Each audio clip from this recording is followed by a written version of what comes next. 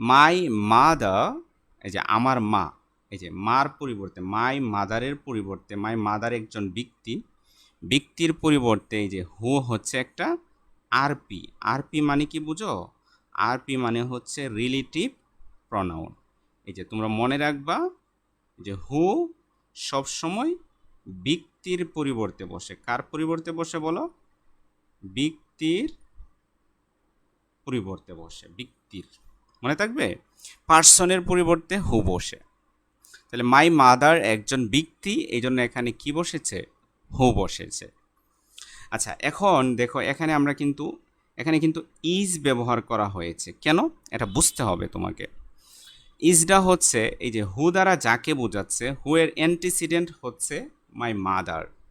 তাহলে মাই মাদারটা কিন্তু সিঙ্গুলার, তার মানে হুটা হচ্ছে সিঙ্গুলার, এই জন্য এখানে ইজ বসানো হয়েছে। যে ইংলিশ সেকেন্ড পেপার হচ্ছে গ্রামারের জন্যে। আসলে তুমি ফার্স্ট পেপার পড়েও কিন্তু অনেক সুন্দরভাবে রুলস না শিখে গ্রামারগুলোকে আয়ত্তে নিয়ে আসতে পারো।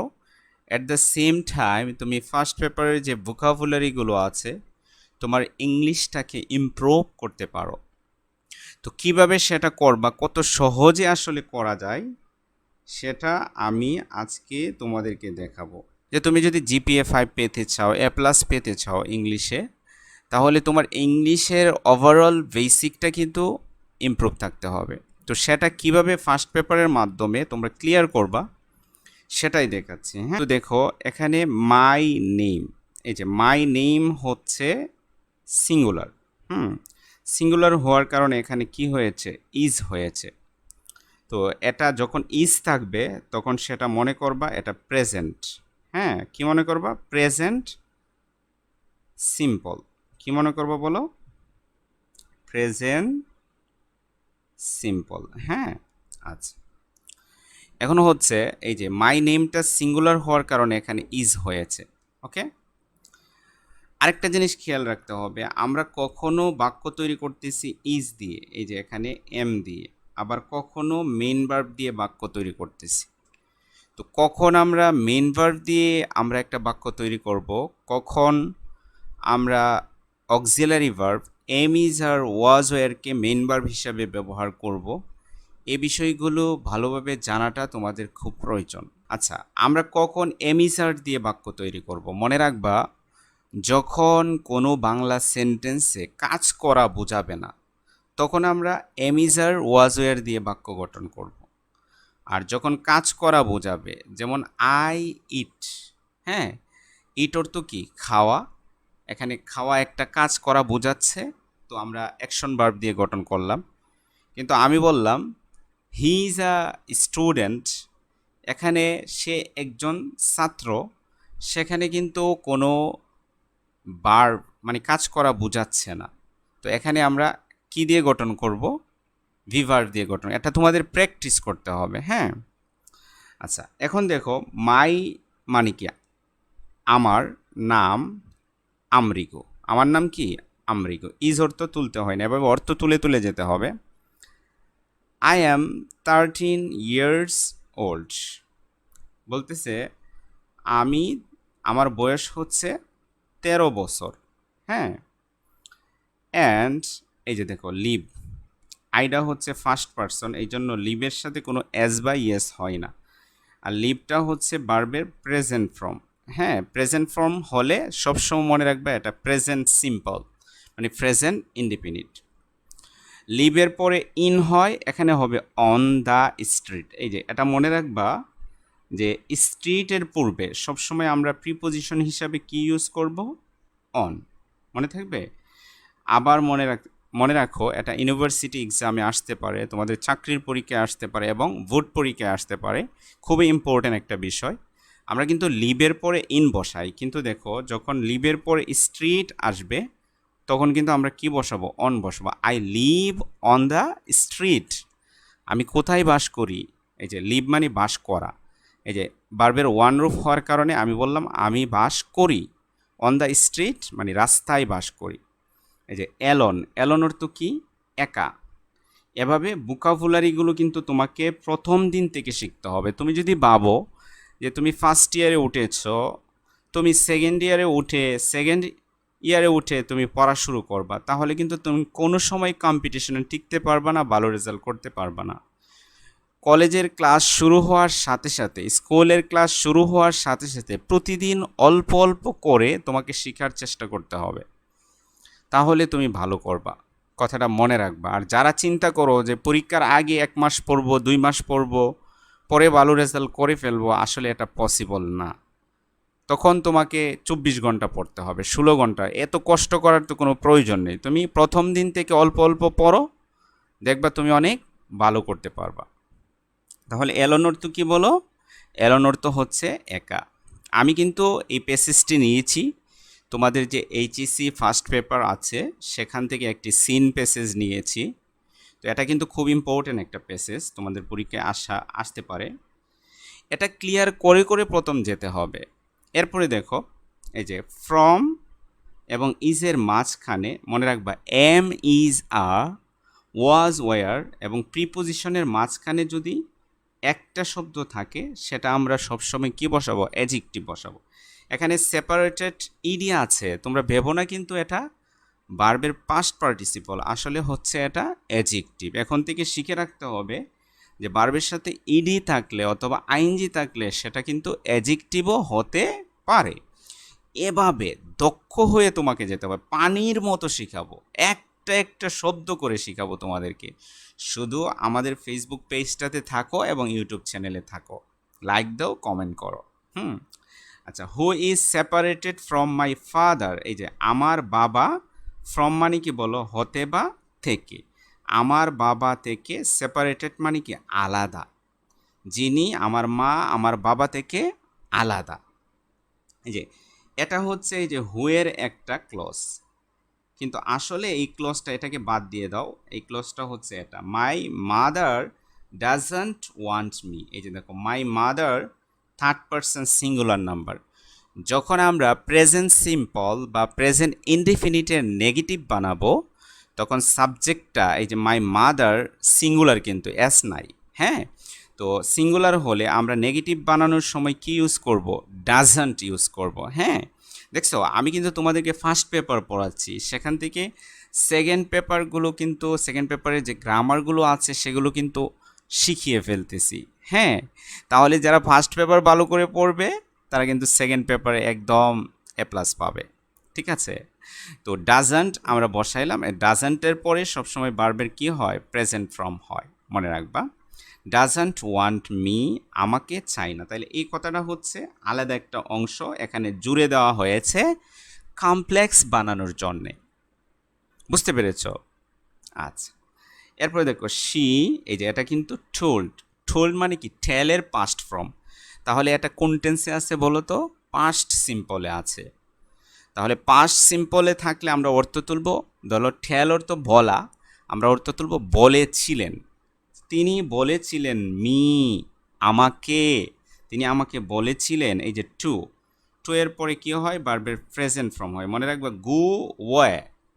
গো ওয়ে মানে কি? এই যে অ্যাপ্রোপ্রিয়েট প্রিপোজিশন, চলে যাও। গো ওয়ে মানে কি? চলে যাও। এটা মনে রাখবে, এটা একটা অ্যাপ্রোপ্রিয়েট প্রিপোজিশন, এটা তোমাদেরকে মুখস্থ করে ফেলতে হবে। আর টু এর পরে সবসময় কি হয়?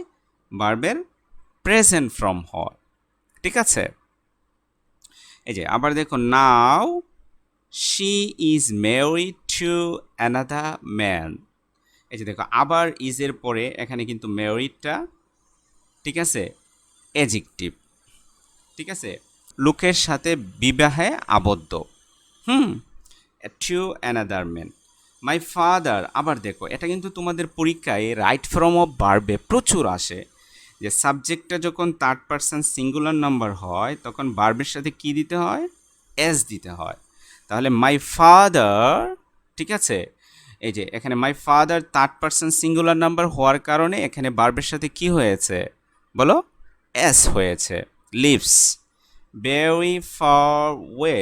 এই যে ফার ওয়ে, ফারের পরেও কি বসে? ওয়ে বসে। ওয়ে বলো তোমরা সবাই, এটার উচ্চারণ হবে ওয়ে, ফার ওয়ে। ঠিক আছে, my father leaves very far way. ঠিক আছে, আমার বাবা অনেক দূরে। ফার ওয়ে মানে কি? অনেক দূরে থাকে, বাস করে। ঠিক আছে, এই যে আবার দেখো আইটা পাস্ট পারসন, এই জন্য কিন্তু ওয়ান্টের জায়গার সাথে কি হয়নি? এস হয়নি, এই যে ভার্বের present form. I want to go, এই যে আবার টু এর পরে কি হয়েছে, এই যে গো ভার্বের প্রেজেন্ট ফর্ম হয়েছে। আর গো এর পরে সবসময় কি হয়, টু হয়। আই ওয়ান্ট টু গো, আচ্ছা আমি এটা একটু মুছে ফেলি তাহলে তোমাদের জন্য ক্লিয়ার হবে। এই যে I want to go to him, তার কাছে। এই যে এখানে টু অর্থ কি, কাছে। এখানে টুটা হচ্ছে ইনফিনিটিভ। এই যে যখন কোনো ভার্বের আগে টু হবে তখন এটার অর্থ উঠবে তে। যেমন গো টু গো মানে যেতে, টু কাম মানে কি আসতে। এভাবে আস্তে আস্তে শিখতে হবে। আই ওয়ান্ট আমি চাই, টু গো অর্থ যদি না বোঝো, যেটা আমি বোঝাচ্ছি, একদিনে তো শিখতে পারবা না।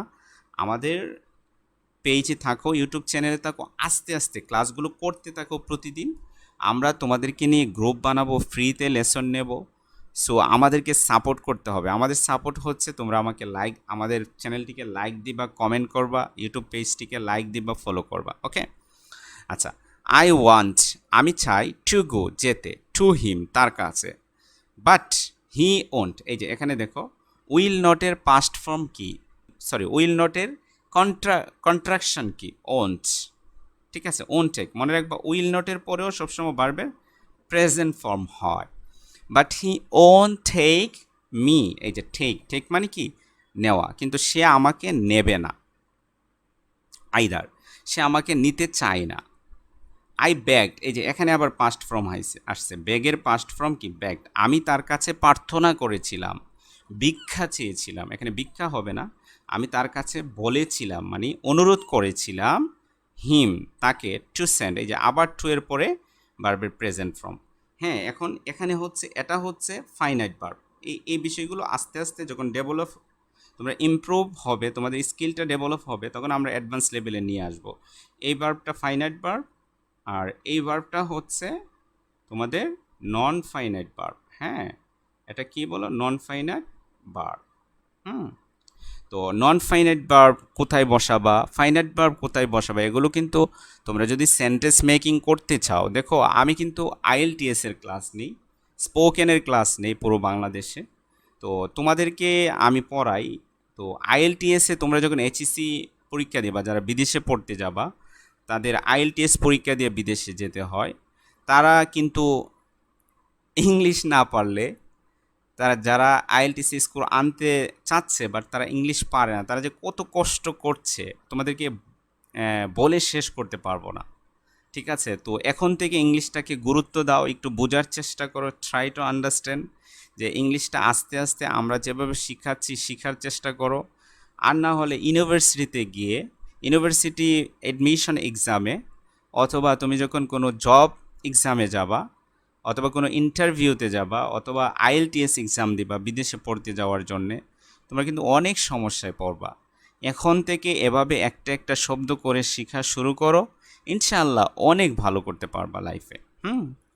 আচ্ছা, টু সেন্ড পাঠাতে, মি আমাকে, সাম মানে কি কিছু মানি, টাকা পাঠাতে, সুদেট, এই যে সুদেটের রুলটা এখান থেকে শিখে ফেলো। সুদেট মানে যাতে করে, বলো সুদেট মানে কি বলো, এই যে যাতে করে। হ্যাঁ, সুদেট মানে কি বলো, যাতে করে। সুদেটের পরে সবসময় একটা সাবজেক্ট হবে, এই যে এর আগেরটা যেহেতু এই যে এখানে বুঝতে হবে পাস্ট টেন্স, মানে ভার্ব টু থাকলেই পাস্ট টেন্স মনে থাকবে। এরপরেরটা হবে সাবজেক্টের পরে could, so that I could buy, ঠিক আছে, আমি যাতে ক্রয় করতে পারি এ বাস টিকিট, যাতে আমি একটা বাস টিকিট ক্রয় করতে পারি। বাই মানে কি ক্রয় করা। আর কুডের পরে সবসময়, খুডের পরে সবসময় ভার্বের প্রেজেন্ট ফর্ম হয়। ক্যান, খুডের পরে সবসময় কি হয়, ভার্বের প্রেজেন্ট ফর্ম হয় সবসময়। সুদেটের পরে আমরা সাবজেক্ট দেব, পরে যদি আগের বাক্যটি, আগের ক্লজটি প্রেজেন্ট পাস্ট টেন্সে থাকে তাহলে আমরা কুড দেব, পরে ভার্বের প্রেজেন্ট ফর্ম দেব। আই এম স্টিল ওয়েটিং, এই যে এখানে আবার একটা কন্টিনিউয়াস টেন্স এসেছে। দেখো এই যে এম এর পর, এমিজারের পর যখন ভার্বের সাথে আইএনজি হবে তখন সেটাকে বলে কন্টিনিউয়াস টেন্স। তাহলে আই এম ওয়েটিং আমি অপেক্ষা করছি, এরকম অর্থ উঠবে। স্টিল মানে কি এখনও, আমি এখনও অপেক্ষা করছি, তাহলে ওয়েটিং মানে কি অপেক্ষা করা। হি হ্যাজন্ট আনসার, এই যে হ্যাজন্ট, হ্যাজের পর, হ্যাবের পর যখন ভার্বের পাস্ট পার্টিসিপল হবে, অর্থাৎ ভার্ব 3 হবে, তখন সেটাকে বলে প্রেজেন্ট পারফেক্ট। হি হ্যাজন্ট আনসার, সে কোনো উত্তর দেয়নি। হ্যাজন্ট নেগেটিভ, তাহলে এটা হচ্ছে প্রেজেন্ট পারফেক্ট। তাহলে এখান থেকে দেখো ছোটো একটা প্যারা আমি এনেছি তোমাদের ট্যাক্স থেকে, এইচএসসি ট্যাক্স থেকে, একটা ইম্পর্ট্যান্ট ট্যাক্স থেকে কতগুলো গ্রামার আমি কত সহজে তোমাদেরকে শিখিয়ে ফেললাম, কতগুলো ওয়ার্ড তোমাদেরকে শিখিয়ে ফেললাম, অর্থ তোলা শিখিয়ে ফেললাম। মনে রাখবা ইংরেজিতে অর্থাৎ ইংলিশে এ প্লাস পাওয়ার জন্যে সবচেয়ে মোস্ট ইম্পর্ট্যান্ট তোমার ভোকাবুলারি ভান্ডার বাড়াতে হবে। তাহলে ভোকাবুলারি ভান্ডার কি মুখস্থ করে বাড়াবা? না, এভাবে প্র্যাকটিস করে করে তোমাকে কি করতে হবে? বাড়াতে হবে।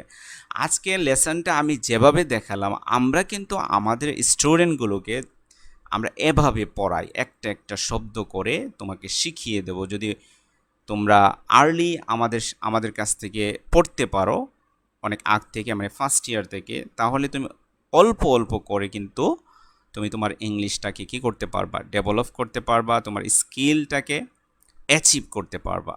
তো এভাবে যদি একটা একটা শব্দ করে শিখতে চাও, তাহলে আমাদের চ্যানেলটিকে সাবস্ক্রাইব করতে হবে এবং ফেসবুক পেজটিকে ফলো দিতে হবে, এবং আমাদের চ্যানেলে এবং ফেসবুক পেজে প্রতিদিন তোমাদের বন্ধুবান্ধবকে একজনকে নিয়ে আসতে হবে। সো বন্ধুরা, ভালো থাকো, আবার দেখা হবে কোনো ইম্পর্ট্যান্ট লেসনে। টিল দেন, আল্লাহ হাফেজ।